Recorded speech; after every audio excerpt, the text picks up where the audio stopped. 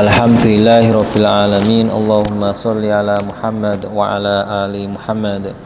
Allahumma arhamna bil Qur'an waj'alhu lana imaman wa hudan wa nuran wa rahmah wa dzakirna minhu ma nusina wa 'allimna minhu ma jahilna warzuqna tilawatahu ana al-laili wa atrafan nahar waj'alhu lana hujjatan ya rabbal alamin.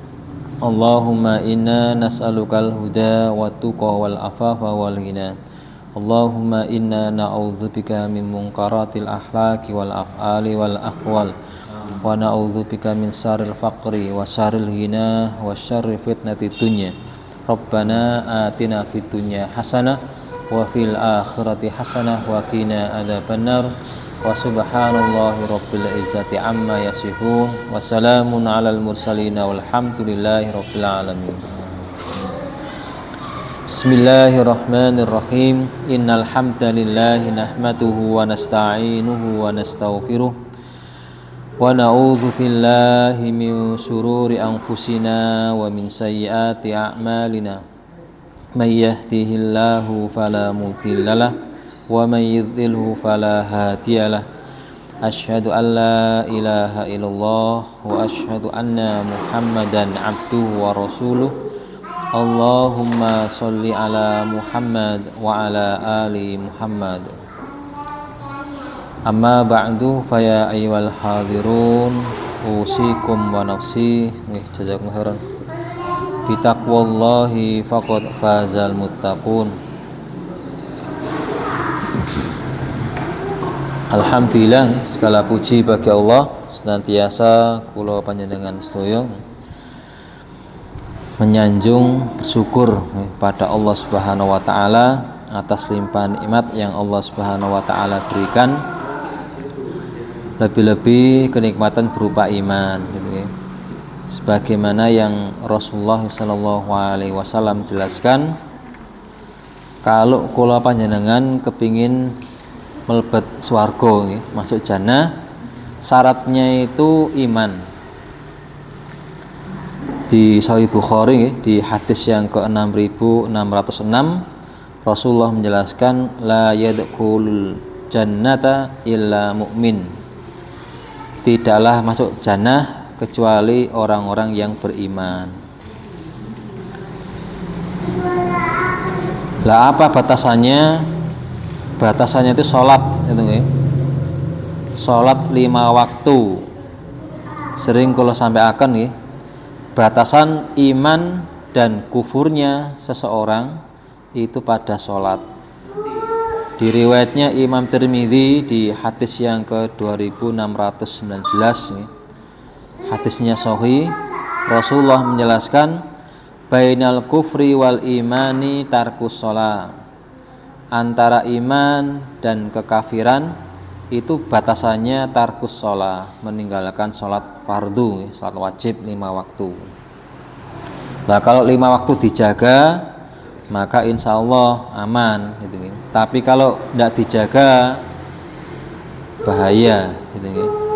Makanya kula panjenengan itu disuruh oleh Rasulullah SAW untuk minta disempurnakan imannya. Itu di riwayatnya Imam Hakim ya, di hadis yang ke-5 ya. Rasulullah menjelaskan fas'alullaha ayyujaddida imana fi qulubikum. Mintalah kepada Allah supaya Allah itu menyempurnakan iman dalam diri kita masing-masing. Karena emang iman nggih niku nggih. Makanya di Bulughul Maram nggih dijelaskan meskipun hadisnya dhaif nggih, tapi ulama sepakat shollu alaman qala la ilaha illallah gitu ya.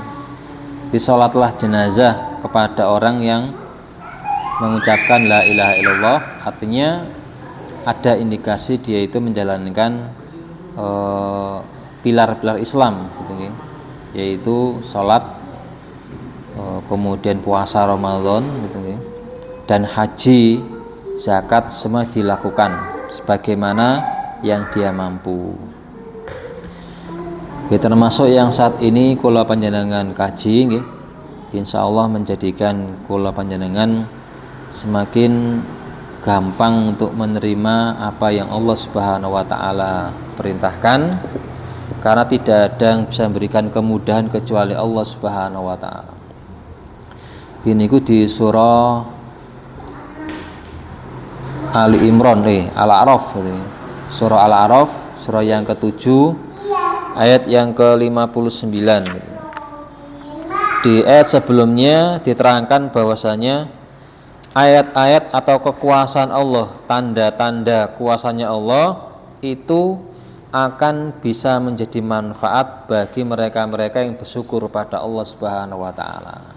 Nah, contohnya dalam ayat 59, nggih niku kaumnya Nabi Nuh. Laqad arsalna Nuhan.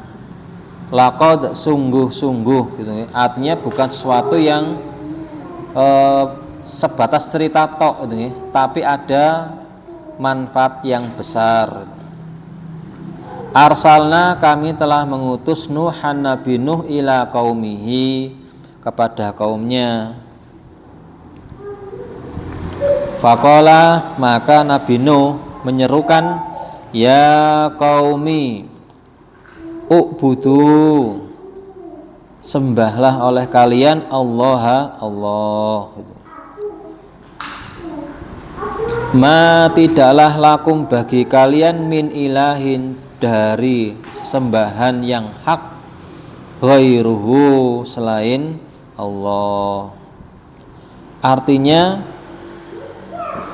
tanda-tanda kuasanya Allah dengan mengutus Rasul gitu, ditampakkan kejadian-kejadian di dunia ini sebagai wujud begitu kuasanya ini, begitu besar kuasanya Allah, tapi mereka tidak paham, bukan bersyukur pada Allah, justru mereka itu mengkufuri nikmatnya Allah. Na'udzubillah min syarri dzalik gitu. Dan ini juga salah satu teguran keras bagi kaum muslimin agar kula panjenengan itu bisa mensyukuri nikmatnya Allah gitu. Nah, cuman pemahaman kebanyakan manusia, syukur niku lek diparingi enak gitu nggih. Contohnya diparingi sugih, paringi sehat, paring anak, kasih istri, kasih suami, semuanya itu dianggap syukur. Padahal syukur itu bukan cuma sekedar mendapatkan kenikmatan. Ketika diuji oleh Allah dengan sesuatu yang tidak enak, itu juga harus bersyukur. Sering kalau sampai akan itu nggih, di riwayatnya Imam Ibnu Majah di hadis yang ke-3803, hadisnya hasan. Menurut Aisyah, sebagaimana yang dia ketahui keseharian Rasulullah, karena Aisyah adalah istri Rasulullah, karena Rasulullah sallallahu alaihi wasallam idza ra'a ma yuhibbu qala alhamdulillahi bi ni'matihi tatimmus sholihat. Rasulullah itu kalau ada hal-hal yang menyenangkan hati, beliau memuji kepada Allah. Wa idza ra'a ma yakrahu, dan apabila melihat sesuatu yang tidak disenangi Rasulullah atau ngalami sesuatu yang tidak enak, qala, beliau mengucapkan alhamdulillahi ala kulli hal. Artinya memang bersyukur itu tidak sebatas kenikmatan, tapi juga secara umum apa saja. Allah itu bisa memudahkan orang untuk jadi kaya, memudahkan orang untuk jadi miskin itu bisa gitu.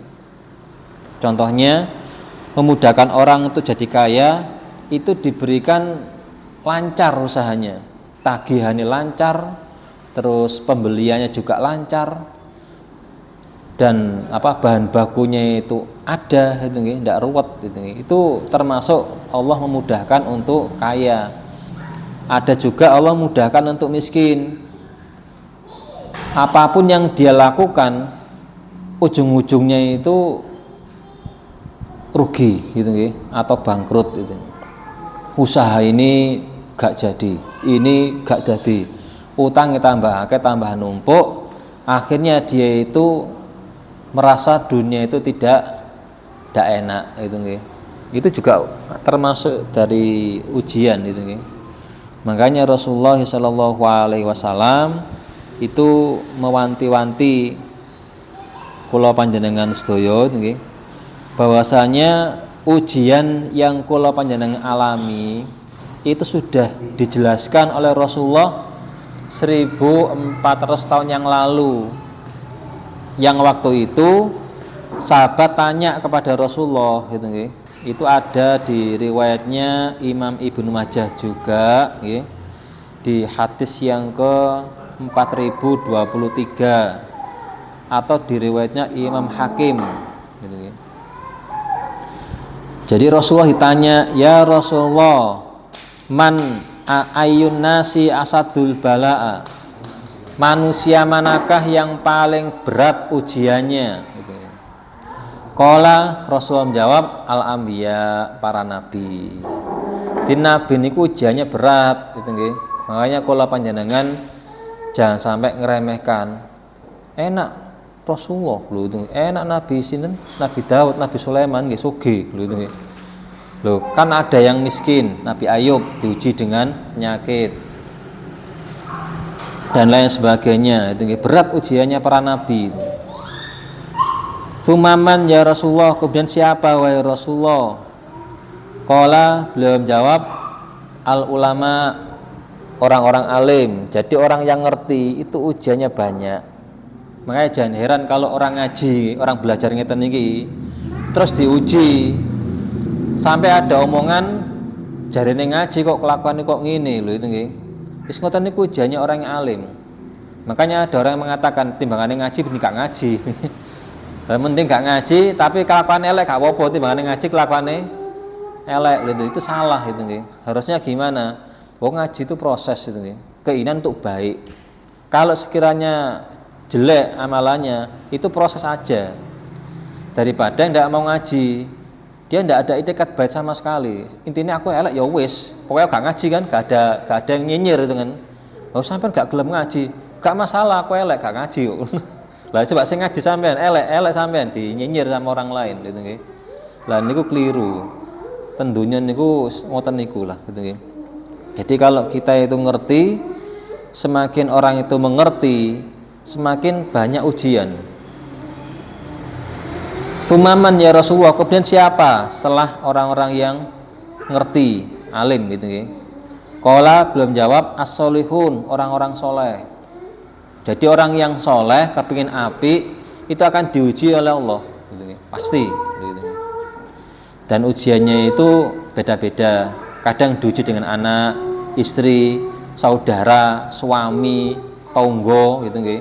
Macam-macam. Ujian dalam hal pekerjaan juga ada, dan itu semuanya tidak bisa dijadikan sebagai tolak ukur. Kalau orang itu aman-aman aja, sehat, duwe akeh, bojone wayu, gak ono masalah itu nggih, anake nggih ya api-api, soleh-soleh, terus ngoten niku memang asli soleh ngoten, atau yang lainnya orangnya baik, bojone elek, anake elek, itu tanggane elek kabeh, terus hati elek ngoten, ndak itu nggih. Jadi semua kembali pada diri masing-masing pribadi. Berat lho nggih, makanya ngaji niku ngelingaken kula panjenengan kalau kita ngaji ngeten niki harus siap-siap akan ada ujian. Mbuh niku dari mana ujiannya kita ndak ngerti gitu nggih. Dari anak kayak Nabi Nuh lho itu nggih. Nabi Nuh kan juga diuji gitu. Dari istri Nabi Lut gitu nggih. Atau dari tetangga, dari saudara, wis ngoten niku. Lah tujuan kula panjenengan visi dan misinya itu sebagaimana yang dilakukan oleh Rasulullah sallallahu alaihi wasallam. Nanti kita memiliki visi misi, memiliki keinginan untuk bisa mencapai akhlak yang mulia gitu.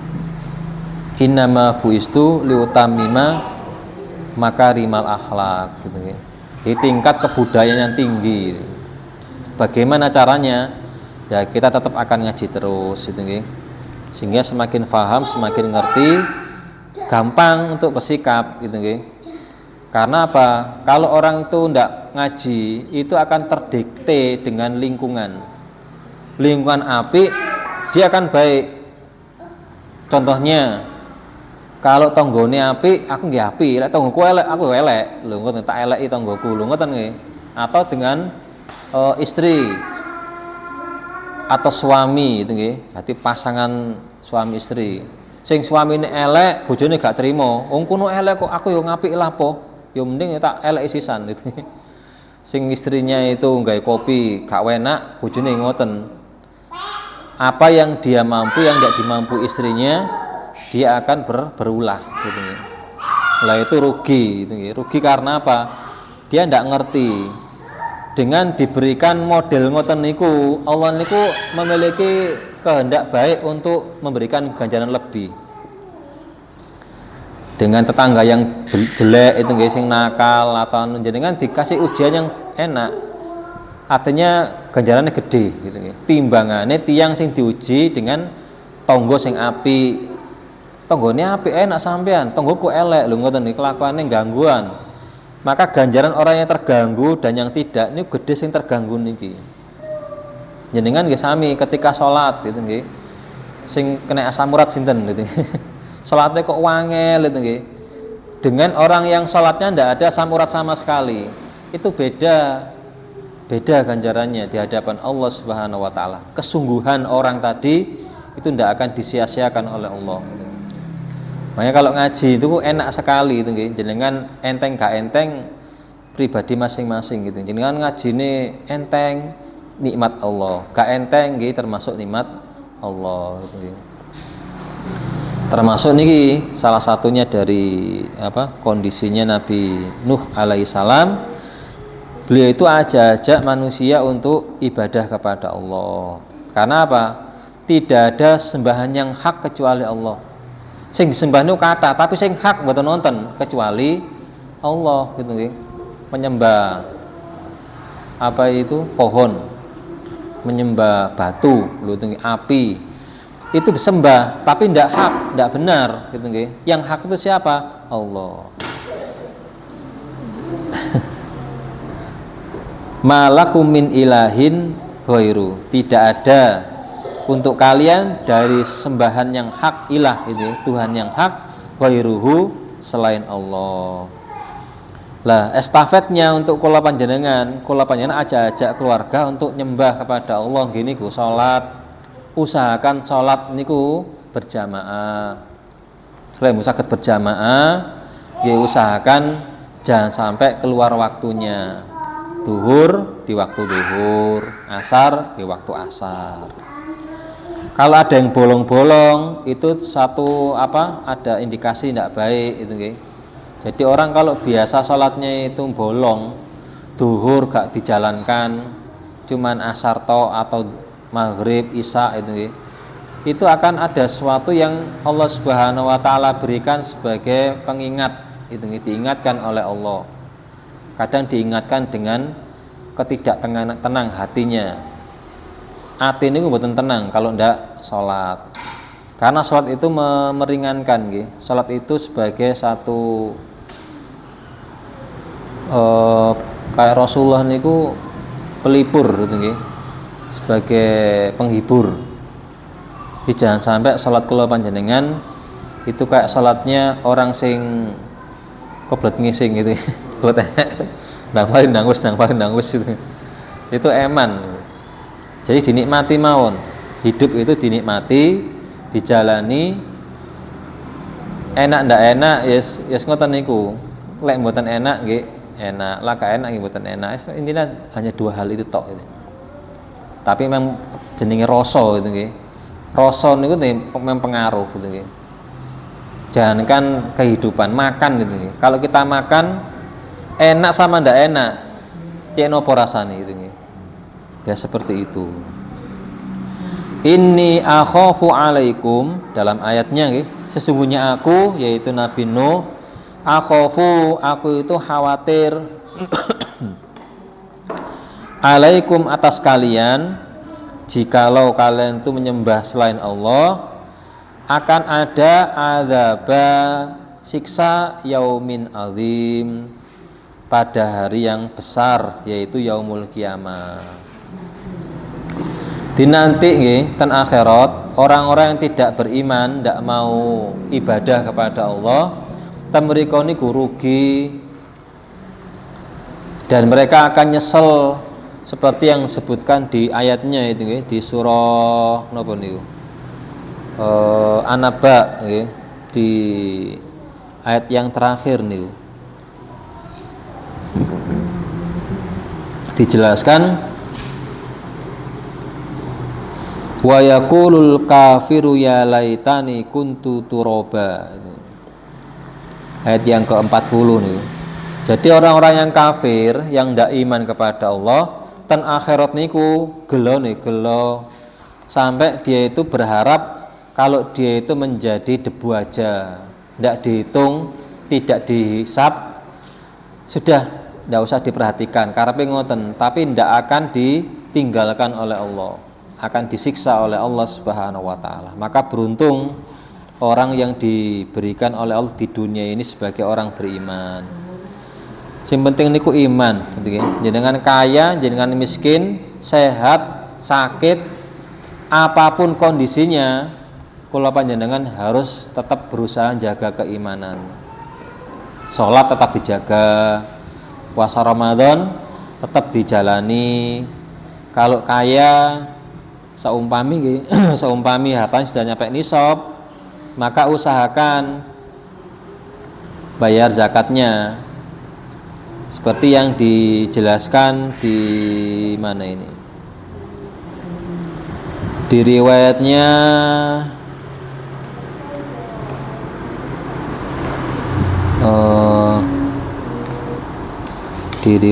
siapa ini, Imam Ibnu Majah juga itu ya. Terus di riwayatnya Imam Ahmad, itu dijelaskan bahwasanya untuk seseorang itu bisa lepas dari neraka, gitu, masuk ke dalam jannah itu dengan melakukan sholat 5 waktu dan menjalani puasa Ramadan, kemudian menunaikan zakat. Kalau kaya nyampe nisab, itu akan digampangkan oleh Allah masuk ke dalam jannah. Di Bukhari juga ada 1891 gitu. Kalau di riwayatnya Imam Ahmad itu dijelaskan gitu, orang yang menjalankan sholat 5 waktu, menunaikan zakat, puasa Ramadan, Rasulullah menjelaskan man mata ala hadza kana ma'an nabiyyin wasiddiqin wasuhada yaumal qiyamah. Jadi orang yang berbuat seperti itu nanti di akhirat gumpulnya itu gumpul dengan para nabi, para siddiqin dan para syuhada. Kalau di Sahih Bukhari itu orang yang menjalankan puasa, sholat, terus zakat, dan kalau mampu haji dan umroh, dia akan masuk ke dalam jannah pasti gitu. Man sarrahu ayyangdzura ila rajulin min ahli jannah falyangdzur ila hadza. Siapa yang kepingin melihat ahli swarga sing ci urip, delok nang iki lho itu nggih. Karena dia apa? Dia ketika tanya Rasulullah, ya Rasulullah dullani ala amalin in amiltuhu dakhaltul jannah. Wahai Rasulullah, tunjukkan kepada aku amalan yang kalau aku mengamalkannya masuk jannah. Ya tadi yang pertama iman dulu, ibadah jangan syirik, terus sholat, puasa Ramadan itu nggih, terus haji kalau mampu, zakat. Dan dia mengatakan la azid ala dzalika, saya ndak akan menambah-nambahi Rasulullah ikut tok ae. Lho ngoten tok niku lho saged mlebet swarga gampang. Jadi iman niku sing paling penting nggih, iman gitu nggih. Makanya di dalam ayat ini gitu nggih, Nabi Nuh niku menekankan kepada kaumnya, ubudullaha, sembahlah Allah, jangan selain Allah, rugi lho itu nggih. Dunya niku sebentar. Lah wong sakniki jenengan pun umur pinten gitu nggih. dan tidak ada yang ngerti kapan kita meninggal. Plus tidak ada yang ngerti bagaimana kita itu menjalani hidup nanti seperti apa, tidak ada yang ngerti itu. Nah, kalau kita gelo itu gelone wong gelo niku orang yang tidak diberikan iman kepada Allah, tidak diberikan kecenderungan untuk menjalankan kebaikan. Ya termasuk panjenengan ngeten niki. Kok ngaji kok purun niku pun apik niku. Makanya saya tidak pernah maido jenengan mbuh ngajine ya napa mbuh sampean ngeten-ngeten sembarang kerep sampean itu. Segelem ngaji niku pun apik niku.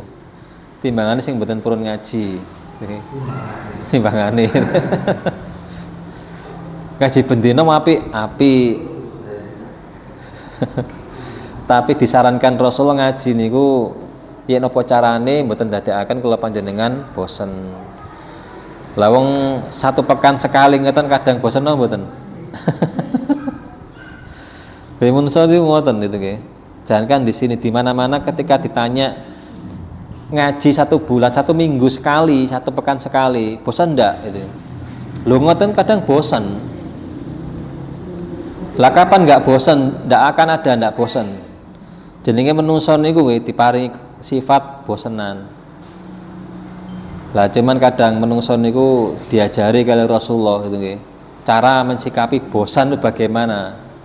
Itu ada di riwayatnya Imam Nasai dan Imam Tirmidzi. Cara agar kita itu mengatasi sesuatu kalau bosan gitu nggih. Ada.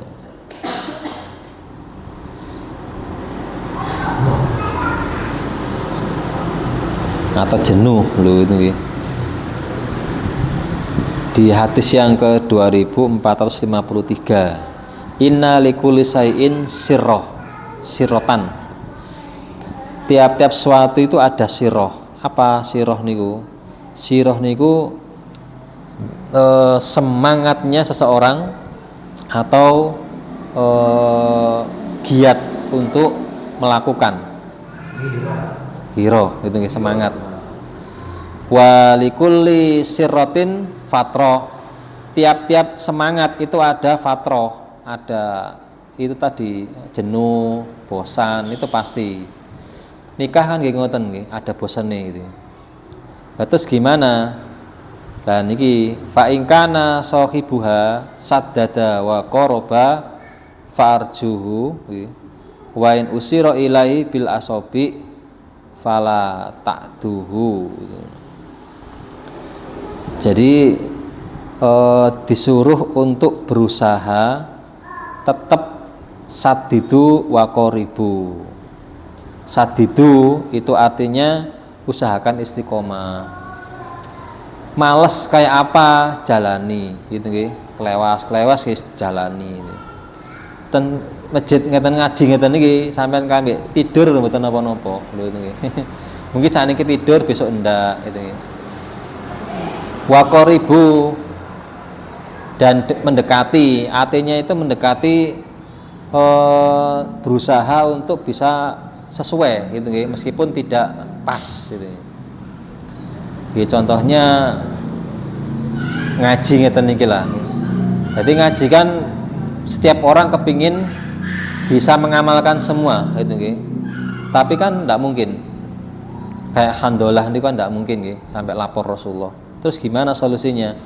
Qoribu, usahakan minimal ada sesuatu yang bisa kita ambil pelajaran gitu. Apa itu? Apa yang bisa kita ambil? Tiap-tiap manusia beda-beda.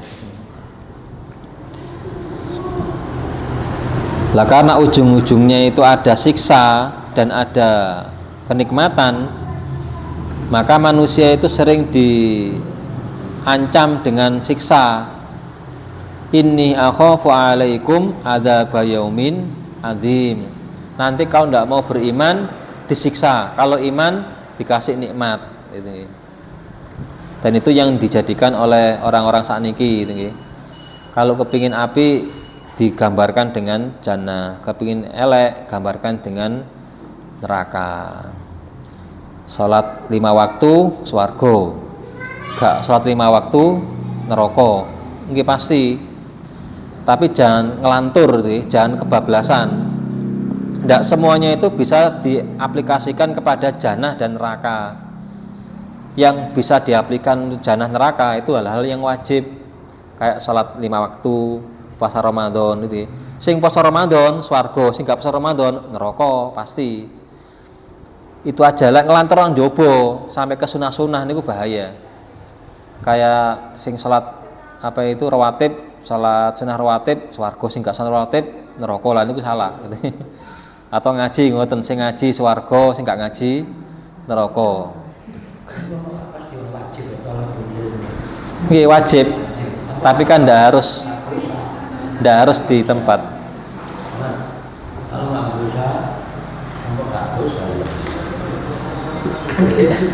Jadi kalau dikatakan ngaji kan ndak harus di sini itu macam-macam. Jadi kadang orang itu harus di sini ndak boleh lah, gitu yang saya maksudkan itu nggih.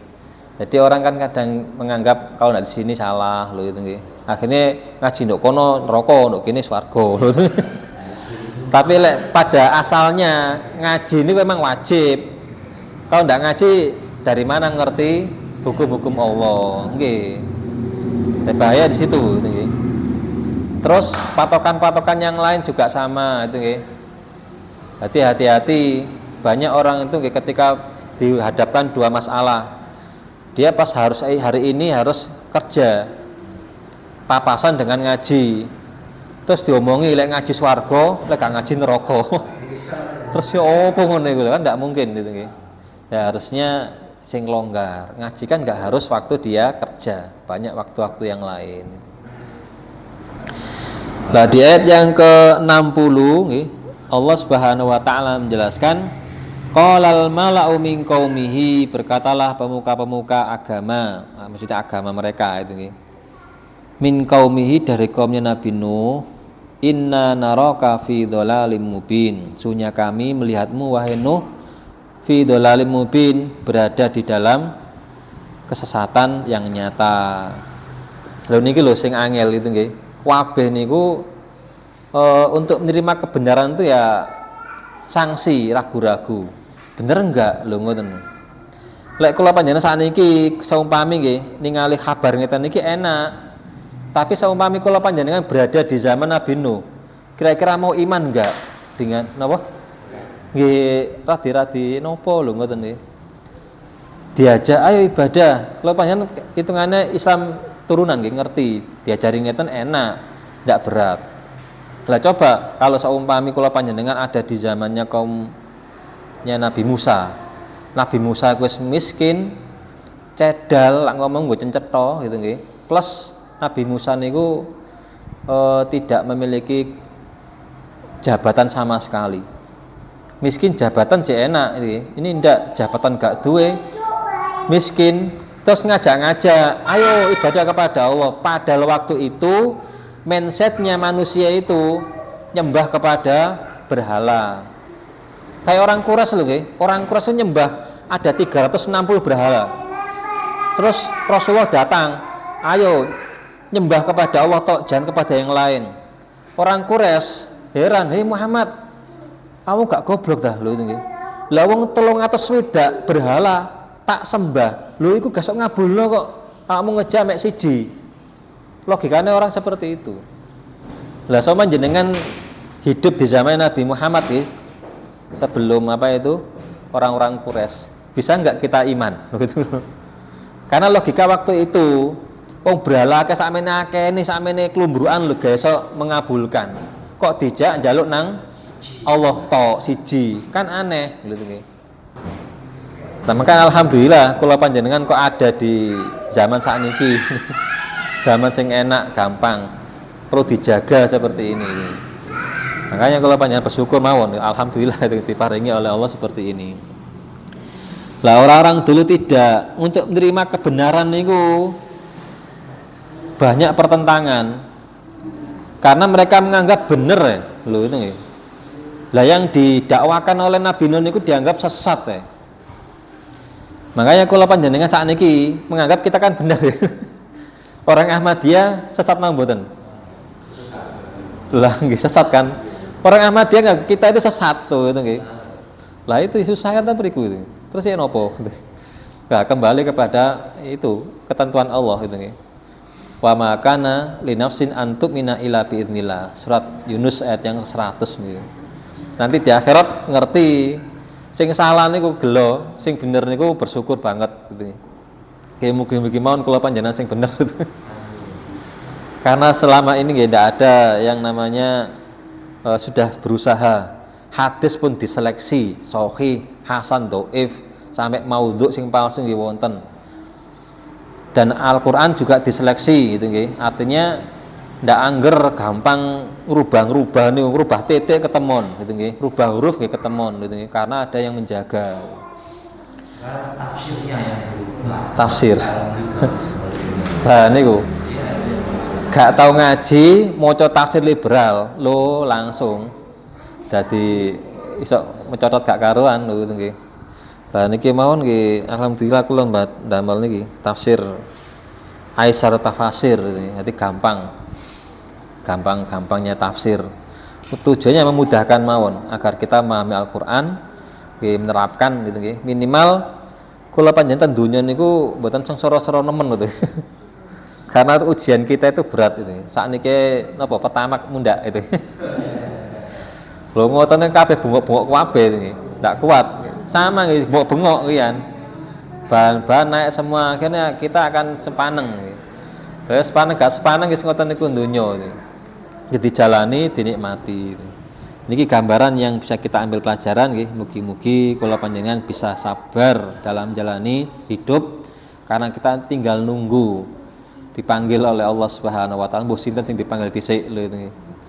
Iki mugi-mugi manfaat nih, kurang lebihnya mohon maaf. Allahumma taqabbal minna innaka antas samiul alim wa tub alaina innaka antat tawwabur rahim. Allahumma anfa'na bima 'allamtana wa 'allimna bima yanfa'una wa zidna ilman. Rabbana atina fid dunya hasanah wa fil akhirati hasanah wa qina adzabannar. Wa subhanallahi rabbil izzati amma yasifun wa salamun alal mursalin walhamdulillahi rabbil alamin.